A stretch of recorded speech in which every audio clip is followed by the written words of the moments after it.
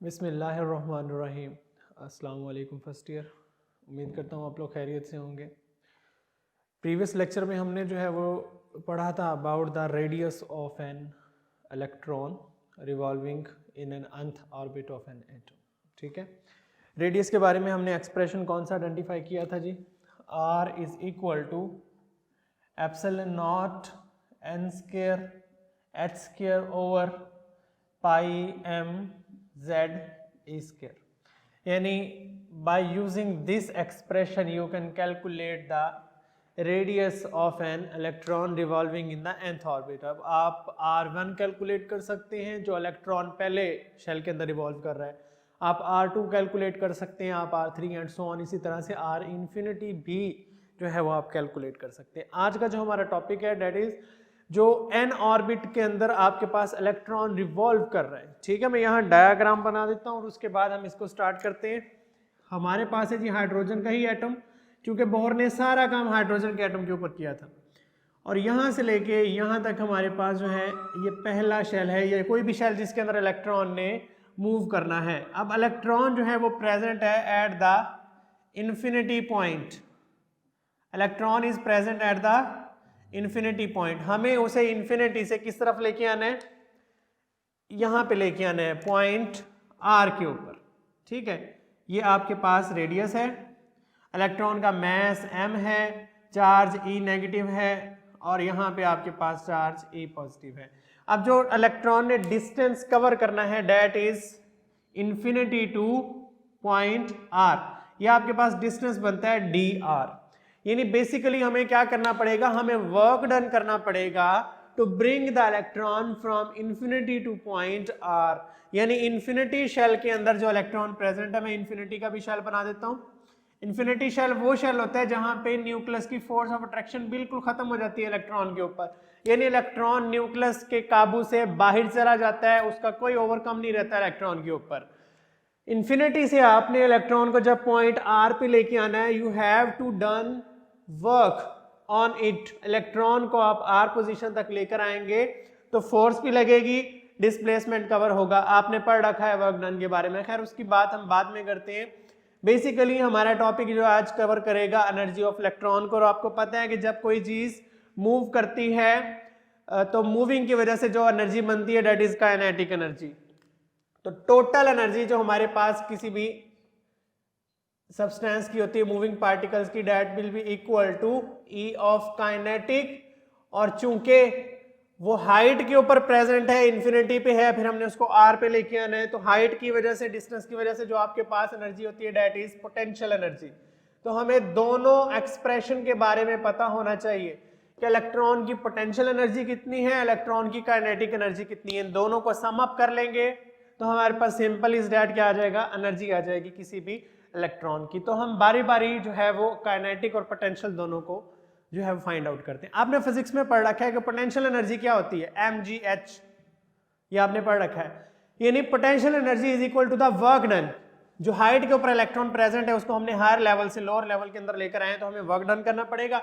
यही work done हमारे पास क्या है जी, पोटेंशियल एनर्जी है। Potential energy is equal to work done, and work done is equal to force multiplied by displacement, and the force present between two charges, एक charge आपके पास nucleus का है, दूसरा चार्ज आपके पास इलेक्ट्रॉन का है। तो हमने पढ़ा था कि जो यहाँ पे फोर्स होगी वो कॉलम की फोर्स होगी, that is ZE square over 4 pi epsilon naught R square into distance हमारे पास कवर हुआ है dr। यहाँ से लेके यहाँ तक का डिस्टेंस हमारे पास dr है, ये मैंने यहाँ पे शो भी किया हुआ है। ठीक है, तो ये मैंने फाइनल एक्सप्रेशन लिख दिया। इतनी आपके पास टर्म क्या है, ये कॉलम की फोर्स है, कॉलम्स फोर्स। ठीक है, अकॉर्डिंग टू कॉलम्स लॉ, आपने ये फिजिक्स के अंदर पढ़ा हुआ है। और ये हमारे पास क्या है जी, दैट इज द डिस्प्लेसमेंट। जो डिस्प्लेसमेंट कवर हुआ है वो dr है, और फोर्स हमारे पास कॉलम्स की फोर्स लगी अकॉर्डिंग टू कॉलम्स लॉ। अब यहाँ पे हम इसको इंटीग्रेट करेंगे बिटवीन टू लिमिट्स। जो मैथ के स्टूडेंट है वो इस चीज को अच्छी तरह से समझते हैं, लेकिन जो बायो के हैं वो सिंपल समझेंगे कि हमने इंटीग्रेशन डेरिवेशन करनी है बिटवीन टू लिमिट्स। हमारे पास अपर लिमिट जो है वो इन्फिनिटी की है, जहां से हम उसे लेके आ रहे हैं, और लोअर लिमिट जहां पे हमने लेकर आना है वो आर है। इंफिनिटी टू पॉइंट आर, हम इसको इंटीग्रेट करेंगे between two limits infinity and R. Let's integrate by integrate the above equation between two limits। अब टू लिमिट्स क्या हैं वो मैंने आपको बता दिया, इन्फिनिटी और आर। तो हम लिखेंगे जी potential energy is equal to, integration का साइन ये होता है, इन्फिनिटी से लेके आर की तरफ जा रहे हैं, जहां से आप स्टार्ट करते हैं वो लोअर साइड पे आप लिखोगे, जहां पे आप लेके जा रहे हैं वो अपर साइड पे आएगा। Z E square over 4 pi epsilon not R square into D R. अब देखें कौन सी चीजें कांस्टेंट है, कांस्टेंट को एक साइड पे कर लें। याद रखें कांस्टेंट की कभी भी इंटीग्रेशन डेरिवेशन नहीं होती, डेरिवेशन इंटीग्रेशन हमेशा हम वेरिएबल्स की करते हैं। कांस्टेंट z कांस्टेंट है, E square charge of electron and proton constant है, over 4 constant, pi constant, epsilon naught constant. तो इनकी इंटीग्रेशन नहीं हो सकती। इंटीग्रेशन हमने करनी है इन्फिनिटी टू आर किस चीज की, बाकी जो चीजें बच गई हैं डी आर की, ये फिक्स नहीं है, हर एटम के लिए अलग होगा। आर स्क्वायर रेडियस भी आप पढ़ चुके हैं, हर किसी के लिए अलग होता है। D R over R square ये वेरिएबल्स हैं, इनकी हम इंटीग्रेशन करेंगे। अब हम देखते हैं जी हम इंटीग्रेशन किस तरह से कर सकते हैं। ठीक है, ये एनर्जी का एक्सप्रेशन आपने याद रखना है, potential energy kinetic energy find करने के बाद हम इसको यूज करेंगे इक्वेशन नंबर 1 को। ठीक है जी, अब इंटीग्रेशन किस तरह से करनी है, उसका रूल होता है Z E square over 4 pi epsilon naught. अब जब इसको इंटीग्रेट करेंगे इन्फिनिटी टू आर, तो हम ये साइन खत्म कर देंगे और इंटीग्रेशन के लिए ये हम लाइंस लगाते हैं। रूल क्या होता है जी, जब डेरिवेशन इंटीग्रेशन करनी है आपने, डी खत्म हो जाएगा, ये आर स्क्वायर है इसको ऊपर की जानिब ले जाए, पावर आपके पास क्या हो जाएगी, ऊपर चली जाएगी। जब ये ऊपर जाएगी तो -2 और +1 करेंगे फार्मूले का। ठीक है जी, ये फार्मूला होता है कि जैसे ही आपने इंटीग्रेशन करनी तो जो नीचे वाली रकमें होती है उसको हम ऊपर ले जाते हैं, उसकी साइन इन्वर्स हो जाती है, माइनस में चला जाएगा, प्लस है तो माइनस में, माइनस होगा तो प्लस में। तो नीचे वाली रकम आप देख लें आपके पास किस चीज में है, ये प्लस में है, तो ऊपर जाके ये माइनस में हो जाएगी। आपने क्या करना है जी, -2 +1, और नीचे वाली रकम आपके पास क्या आ जाएगी, उसको भी हम ऐसे लिखेंगे -2 +1। तो ये हमारे पास बनेगा z E square over 4 pi epsilon not -1 over r infinity to r।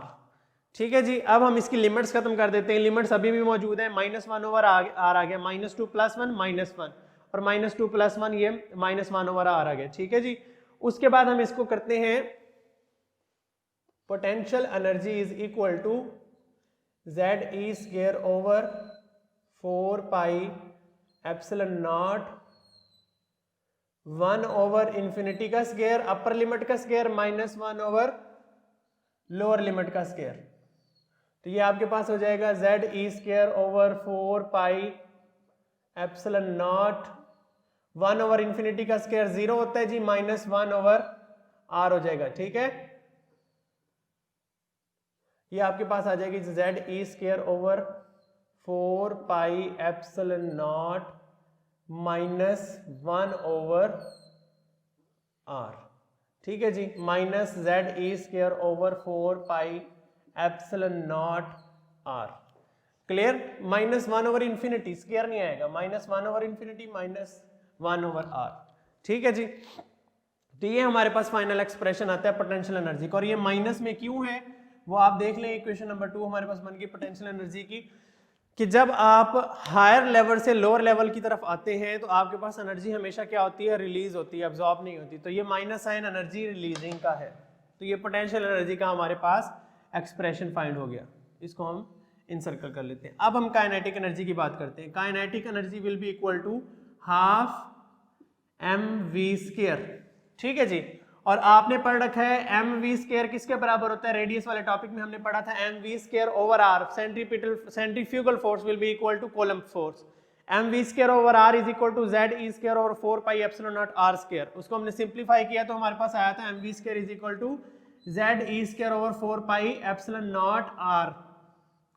तो यहां से हम mv² की वैल्यू पुट कर देंगे इसके अंदर, 1/2 into Z E square over 4 pi epsilon not r that will be Z E square over 8 pi epsilon not R. तो ये हमारे पास वैल्यू आ गई काइनेटिक एनर्जी की। Equation number 3,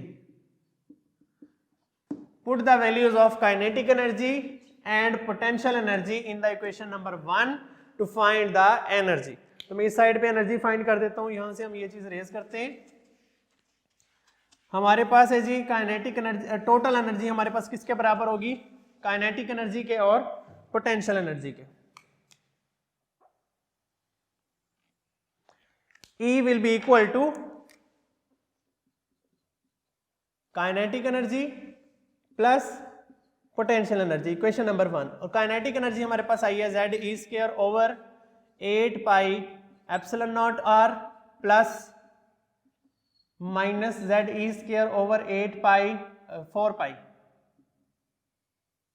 4 pi epsilon not R.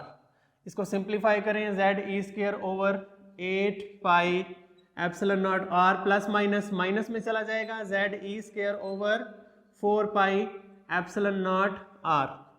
LCM लेंगे जी 8 पाई एप्सिलॉन नॉट आर और ये आपके पास एज इट इज आ जाएगा Z E square minus 8 and 4 2 Z E square will be equal to minus 2 and plus 1 minus z e square over 4 pi epsilon naught r।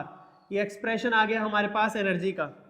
Energy will be equal to minus Z E square over 4 pi epsilon not R. इसको हम side पे लिख लेते हैं, minus Z E square over 4 pi epsilon not are.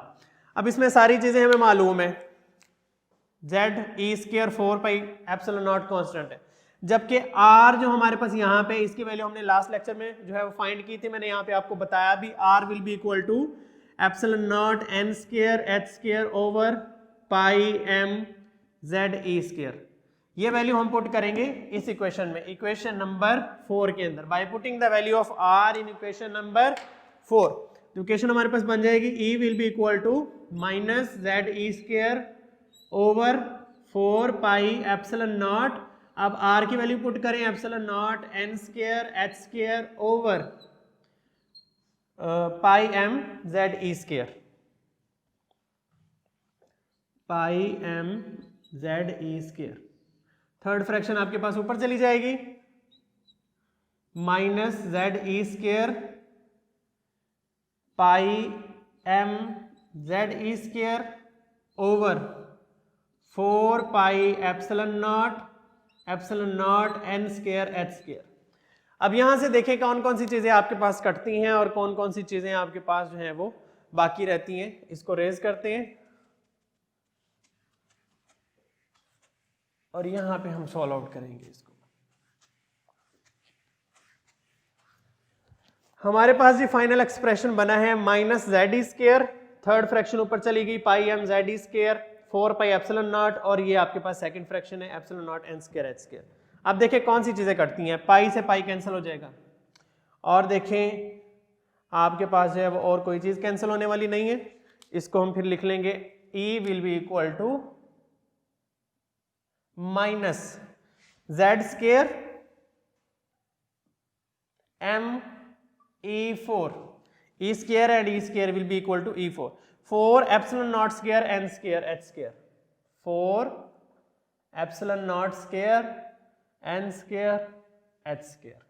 इस expression में देखें आपके पास कांस्टेंट वैल्यूज कौन सी हैं और वेरिएबल्स कौन से हैं। Z एटॉमिक नंबर कांस्टेंट है, mass of electron constant, charge of electron constant, 4 epsilon not permittivity constant है, h स्क्वायर प्लैंक्स कांस्टेंट है, n आपके पास कांस्टेंट नहीं है। तो हम जो है वो कांस्टेंट वैल्यूज एक साइड पे कर लेंगे, minus z square me4 over 4 epsilon naught square h square and 1 over n square. इसका मतलब energy is inversely proportional to square of number of shells. आपने रेडियस पढ़ा था, that will be directly proportional to n square, और energy है जी inversely proportional to n square. अब यहाँ पे इस पूरे कांस्टेंट की वैल्यू हमारे पास बनती है जी 2.18 10 रेज़्ड टू पावर माइनस 18, ठीक है जी, 1 ओवर n स्क्वायर। ये जाउल में हमारे पास एनर्जी कैलकुलेट हुई है, जबकि हमें एनर्जी चाहिए होती है जाउल, किलो जाउल पर मोल, एनर्जी का जो यूनिट होता है। किलो में कन्वर्ट करने के लिए आपको 1000 पे डिवाइड करना पड़ेगा। जाउल छोटा यूनिट है, जब छोटे से बड़े में कन्वर्जन करनी होती है तो डिवाइड करते हैं। उसके अलावा पर मोल में करने के लिए एक इलेक्ट्रॉन की आपके पास जो है वो एनर्जी है। 1 मोल में इलेक्ट्रॉन कितने होंगे? 6.02 10⁻23। 1 मोल में इतने ही पार्टिकल्स होते हैं, तो हम 6.02 के साथ मल्टीप्लाई करेंगे, 1000 पे डिवाइड करेंगे। 2.18 10⁻−18 multiply by 6.02 10⁻23 divided by 1000 to convert it into kilo. तो ये हो जाएगा किलो जाउल पर मोल, और 1/n² भी साथ में आएगा। That will be equal to -13.315 kilo joule पर मोल ओवर n²। ठीक है जी। तो पहले शेल की एनर्जी आपके पास अगर E1 कैलकुलेट करना चाह रहे हैं तो 1 का स्क्वायर जो है वो खत्म हो जाएगा, -13.315 किलो जाउल पर मोल। ये पहले शेल के इलेक्ट्रॉन की एनर्जी है। इलेक्ट्रॉन अगर पहले शेल के अंदर रिवॉल्व करेगा तो उसकी एनर्जी होगी -13.315। और अगर आपके पास सेकंड शेल आ जाता है तो आप 2 का स्क्वायर 4 पे डिवाइड कर देंगे, तो इसका मतलब एनर्जी डिक्रीज होती जाएगी। जैसे जैसे इलेक्ट्रॉन जो है न्यूक्लियस से दूर जाएगा उसकी एनर्जी क्या होनी शुरू हो जाएगी? डिक्रीज होना शुरू हो जाएगी। तो हम ये कह सकते हैं कि जो पहले शेल का इलेक्ट्रॉन होता है उसकी एनर्जी सबसे ज्यादा होती है, और वो सबसे ज्यादा वेलोसिटी स्पीड के साथ मूव करता है अराउंड द न्यूक्लियस, क्योंकि उसके ऊपर न्यूक्लियस की फोर्स ऑफ अट्रैक्शन काफी ज्यादा होती है और वो इलेक्ट्रॉन को मोर स्पीडीली जो है वो उसको मूव करेगा। लेकिन जो इन्फिनिटी का इलेक्ट्रॉन होता है वो बहुत स्लो स्पीड के साथ अराउंड द न्यूक्लियस जो है वो मूव करते हैं, और उसके ऊपर फोर्स ऑफ अट्रैक्शन भी बहुत कम होती है। ठीक है जी।